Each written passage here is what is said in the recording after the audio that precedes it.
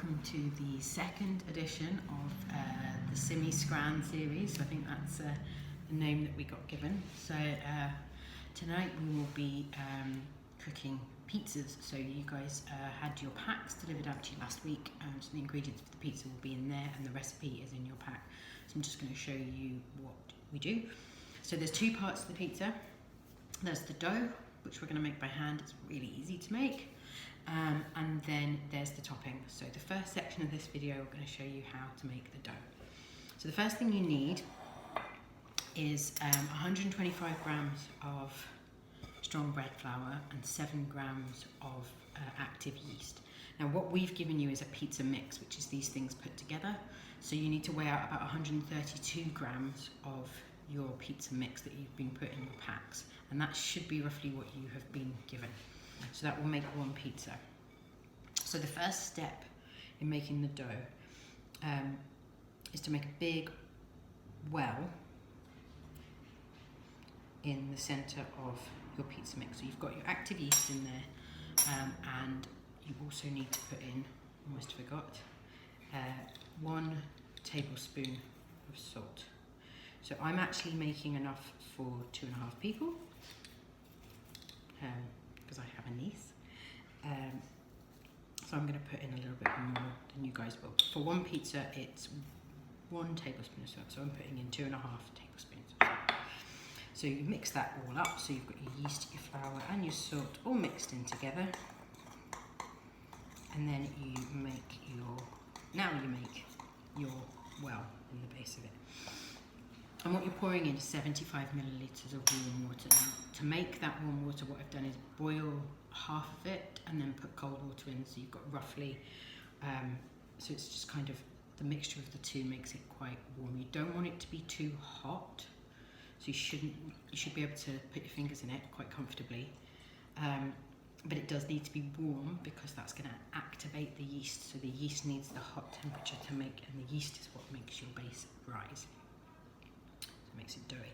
So don't put all the water in at once. Pour the water in gently and mix, because you don't want your dough to become too wet. So you're going to be mixing that dough up, and each time just creating a bit of a well in the base and pouring a little bit more water, and then mix that again.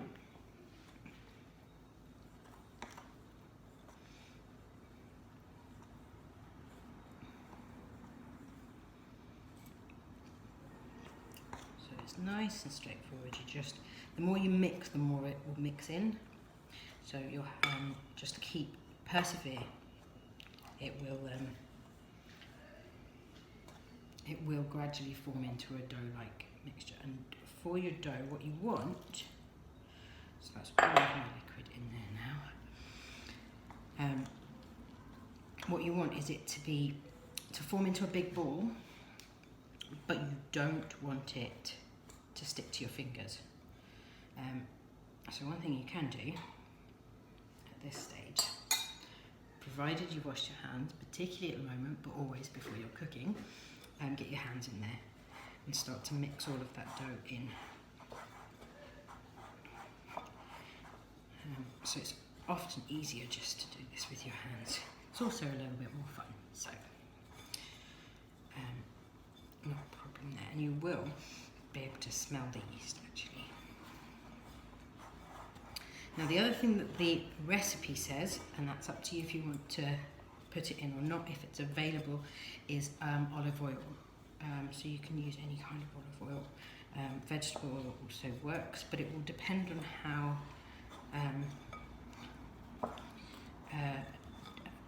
dry your yeast is when you finished this bit of it.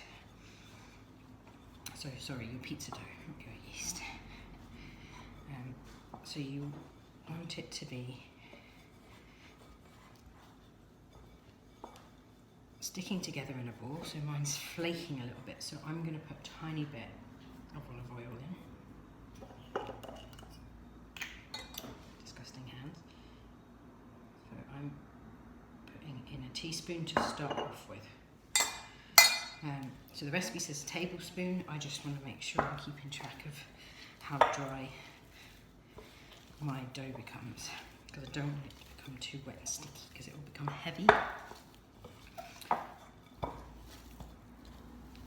So I'm just getting that mixed in with the mixture.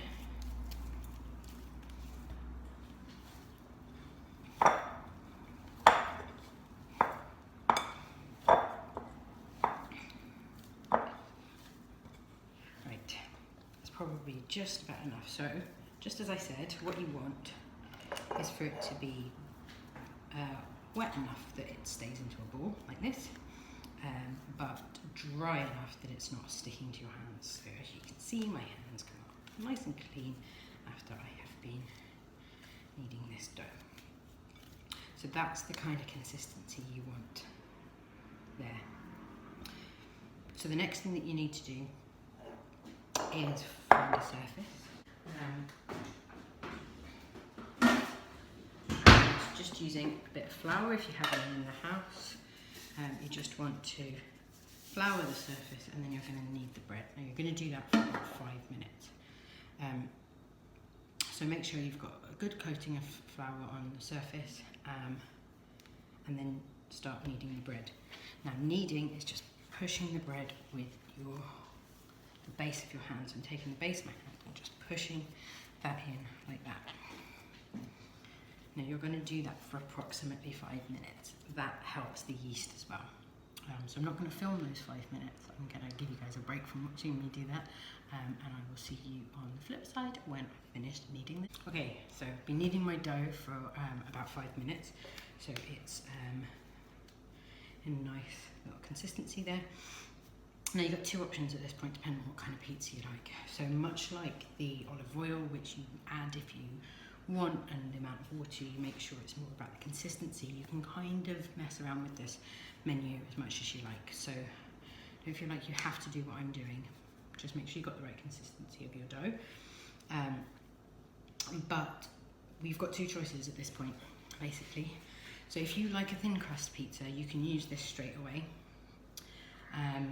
And use a rolling pin to measure out to flatten out your dough and make it into a pizza base shape. If you prefer a thick crust pizza, which I do, so I'm going to do this, just place it in your bowl that you had the flour in, cover it over with a cloth, leave it somewhere warm. It's boiling today, so that's not too difficult. And you can leave that for up to an hour. So you can leave it less time if you like, somewhere kind of in the middle. If you leave the dough for an hour to rise, then that will give you a thicker crust pizza. And you don't use a rolling pin. If you prefer a thicker crust pizza, you just use your hands to make the shape because you don't want to flatten any of that air out of it. So that's our dough finished. Okay, so a pizza dough is resting over there. I like it kind of medium, somewhere between thin and thick. So I'm going to leave that for about half an hour while I'm cooking the sauce, because that's how long it takes. So to make the sauce, we've got a few ingredients. We've got half a large onion. Now I realise the onions that we gave you are about the size of your head, so this is probably more than what the recipe, half of this would be way more than the recipe suggests, so maybe a quarter of one of these ones. We need some tomato puree, which you'll have a tube of in your packs. We need some chopped tomatoes or passata, both of which are in your packs. I'm going to use passata today because there aren't any chopped tomatoes in the house. And then 3 cloves of garlic. So you'll be given a bulb of garlic like this. This is a bulb. Inside the bulb there are cloves, so you want 3 of these, not 3 of these. And then some mixed herbs, which there'll be a little container of, and that goes in your sauce. So the first stage for the sauce is to chop up the onion. Now, particularly for a pizza sauce, you want the onion to be tiny, tiny, tiny. So maybe get somebody to help you chop it up into very small pieces without damaging yourself too much. You're going to need a knife for that. You're also going to want to either grate, or if you have a garlic crusher. Use a garlic crusher to crush the 3 cloves of garlic. We have now got everything ready for the sauce. So I've got my onion. So as you can see, I think I said before, you want to get that onion down into kind of quite tiny little bits to allow you to cook it properly. Now the secret with onion is to make sure you cook it on quite a low heat. You don't want it to burn. So don't put your pan to a really high heat. Now you can cook onion in 2 ways depending on whether you want to use oil. So I'm going to use a bit of oil, but you can also use water if you want to be a bit healthier. So you keep it on a really low heat, glug of water or a glug of oil, and then you just let the onion start to cook in there. Now as long as it's on a low heat, you don't need to be too careful about watching it, because you just really don't want the onion to burn. So we'll keep an eye on it while it's cooking, and keep stirring it to stop it from burning. But in the meantime, you want to get your garlic. So we don't have a garlic crusher in this house. So I tend to use a grater for the garlic, which works just as well. Be really careful of the fingers, so maybe get somebody to help you with this bit as well.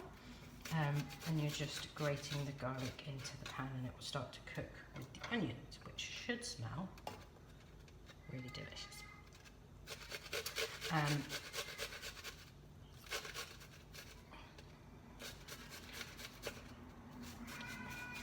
Now, once you've finished this, your fingers are going to smell all of garlic, which isn't the nicest smell to have on your fingers. So a little tip is that if you rub your hands on your tap, believe it or not, your tap will be made of stainless steel, and don't ask me why, but stainless steel removes the smell of garlic from your fingers. So you just wash your hands as you would normally wash them, and then rub your fingers all over the tap, and you will find that the garlic smell has gone from your hands. So there you go, little tip on how to get garlic off your hands after you've done this part of the cooking. So I've put all of the garlic in to the pan, and then I'm going to pour my passata, so that's 400 grams of passata, or a tin of tomatoes, depending on which one you want to use. Either works absolutely fine, so you just make that decision. I'm just double checking this one, yes. So both of those go in, and it's super easy because you're just sticking all of the ingredients in together. So my passata sauce has gone in, my onions have gone in, and my garlic have gone in so far. Just empty all of that out. Then you want 4 tablespoons of tomato puree. So I've got a massive, great big tablespoon, and I'm going to make sure I get all 4 of those into my sauce.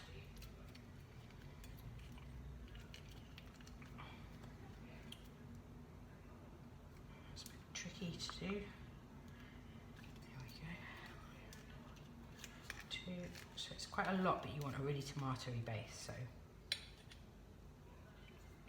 stick with it, and this will help make it. I'm going to rest my spoon in the bottom of my pan while I do this last one, because the tube's quite empty.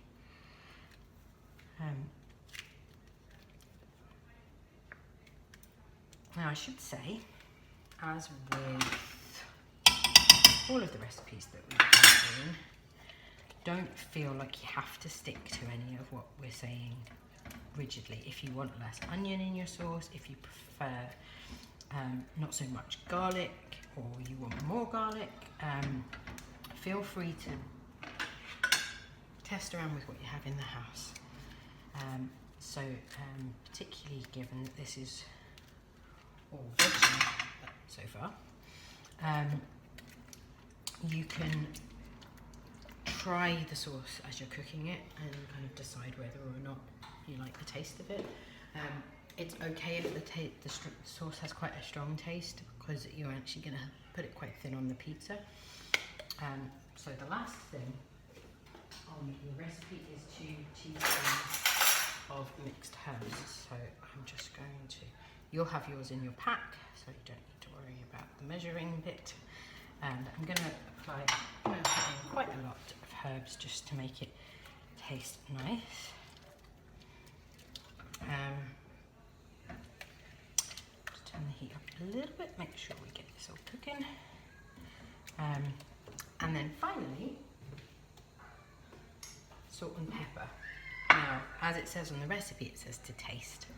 What that means is give it a taste and decide if it needs any salt, which I think it does. My sauce is quite garlicky. It's really garlicky, but I'm good with that. And then some black pepper. So we didn't give you any of this in your pack, so we're hoping that you've got some, but do let us know if you don't have salt or pepper in the house, because we can deliver some out to you with the next lot on Friday. So once you've got that in the mix, and I'll just show you what mine looks like, all you need to do is let that cook for about 25 minutes, 20 minutes. Mine's quite thick because I've used passata, so it might not take 25 minutes to cook, but I'm just going to let that cook. Once I've done that, because that's going to take about 25 minutes, I'm going to put my oven on to preheat. So I'm going to put my oven on to 200 degrees centigrade. And that means that when the sauce is ready, and the dough will have been rising the whole time, my oven's nice and hot, ready to cook them all when they come together. Alright, that's the sauce. We will see you in 25 minutes when this is cooked and start making the pizza bases. So I've made my sauce, the oven is heated, so now I've got to make my pizza bases. So the first thing you'll notice after you've left your pizza for a while, A, it's a lot bigger, and B, it will feel a lot lighter than it did.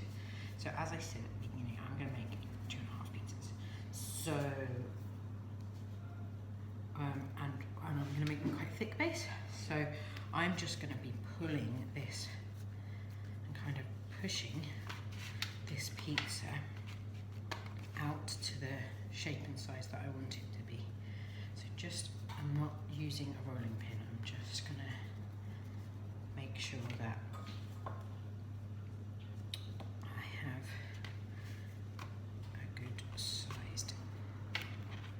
pizza.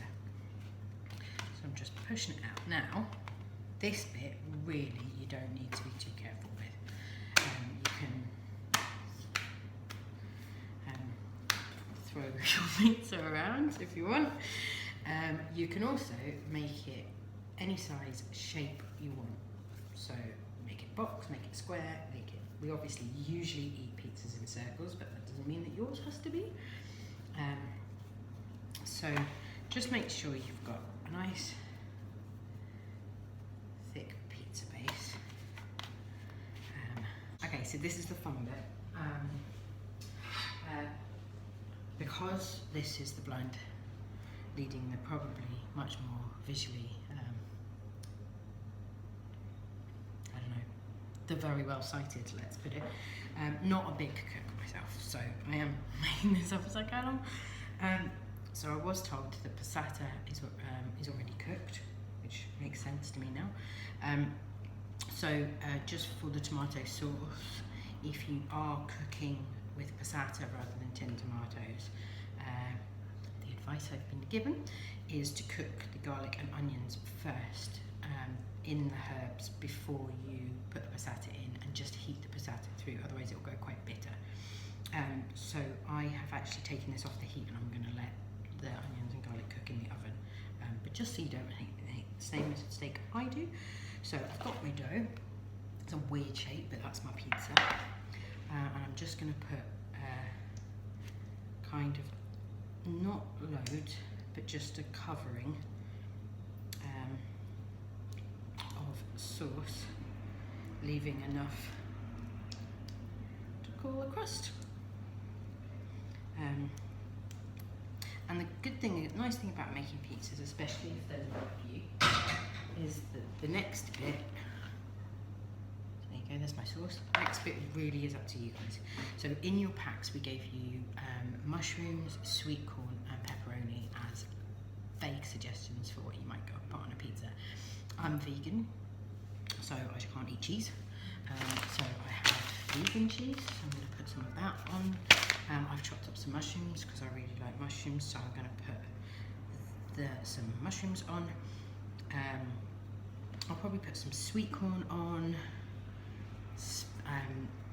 There's all kinds of stuff. Sometimes I put courgettes on pizza. Believe it or not, it's actually really tasty. So there isn't any limit. Olives are obviously good, but if you just want cheese, stick with just cheese. It's entirely up to you, and if you make more than one pizza, obviously everybody can make their own and make it up to them. So have a bit of fun decorating your pizza. Do it with in a nice pattern if you want. So yeah, just decorate your pizza with whatever you want to eat, and then it goes in the oven.